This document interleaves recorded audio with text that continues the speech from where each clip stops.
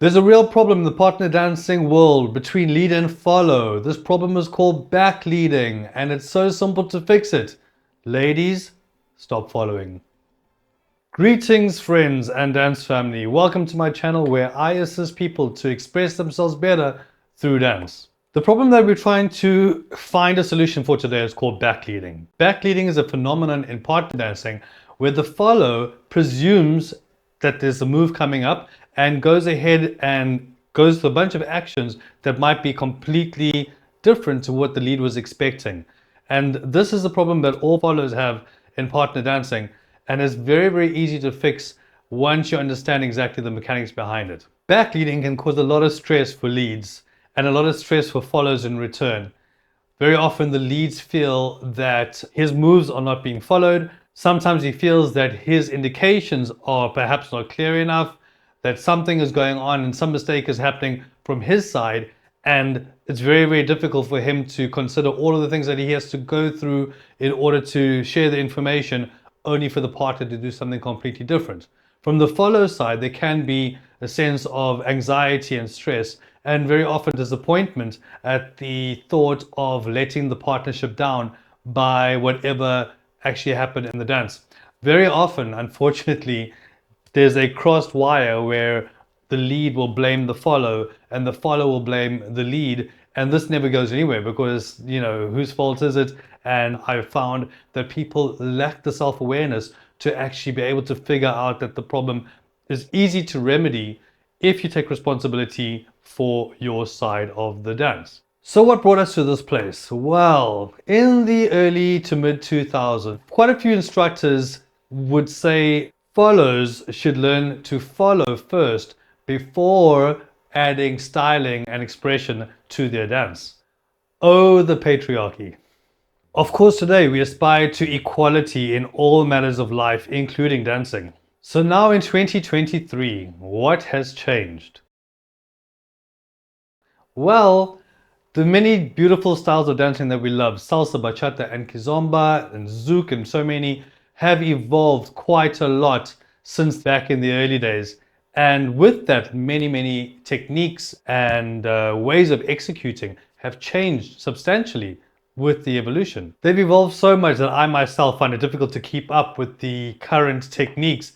And so I have to fly overseas regularly to go and update the techniques that I personally use, and then figure out ways to actually be able to share those techniques with my students. So let's get back to the follows. I'm going to give you an analogy right now that might help you to understand what I'm trying to say a little bit better. Imagine that you were in an Uber taxi, and instead of just sitting back and enjoying the ride, you were backseat driving and telling that driver which directions to go and speaking to him and interrupting him, and he's trying to focus on his GPS, but you're not giving him that opportunity because you're a backseat driver. I hate to break it to you, but you're probably going to get a very, very bad rating by the end of that trip. What does negative 400 stars look like, I wonder? If you like that analogy, please give me a like and a subscribe so I can give you some more of this content in future. Now let's get back to the dancing. So the lead has different functions and techniques that are applicable to that role, as does the follow. In fact, these roles are very, very different. And I have another way to explain it to you that could make a lot of sense. Imagine trying to build a dance studio. Think about your favorite dance studio, the most beautiful one that you've been to. The lead's function in that building of that studio is sort of like the builder, the contractor, building the various rooms and making sure that it's a watertight venue. The follow would be the decorator who would come in and ensure that the aesthetics of the venue in each room are beautiful, from the bathrooms to the mirrors to the pot plants and all that kind of stuff.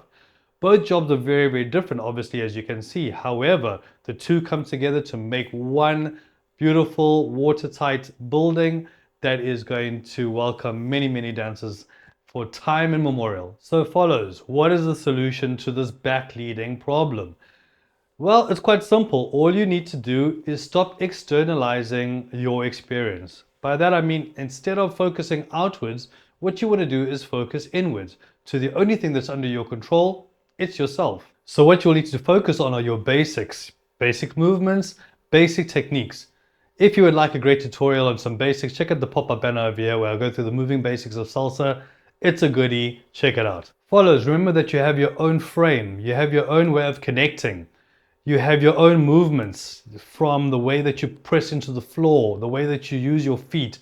All these type of techniques are part of your internalization of your dance experience. If you focus on that, I promise you everything's going to be completely amazing. You're going to find that your connection with your partner is going to be 10 times better.